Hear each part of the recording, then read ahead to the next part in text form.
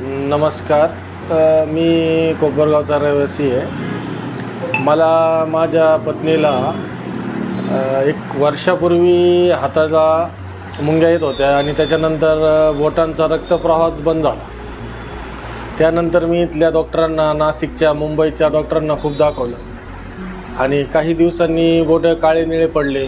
त्यांच्या गोळ्या घेऊन 1 महिना गोळ्या घेऊन काहीच उपयोग झाला नाही आणि त्यानंतर उलटी डोकेदुखी, पोट दुखणे, हात जास्त दुखणे अशा पद्धतीने खूप तक्रारी झाल्या आणि मला माझ्या मित्रांकडून कळलं का आयुर्वेदिक ट्रीटमेंट घ्यावं तुम्ही. तर मला श्री आपले कळवणकर सरांचा मला पत्ता कळाला.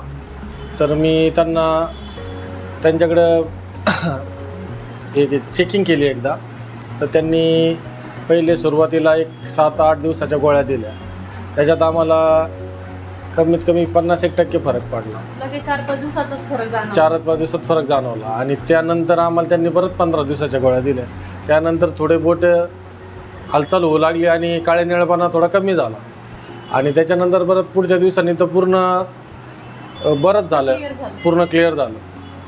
सांगा. आणि आम्ही दुसरे प्रॉब्लेम होते ते पण त्यांना सांगितले, सगळं चांगलं झालं.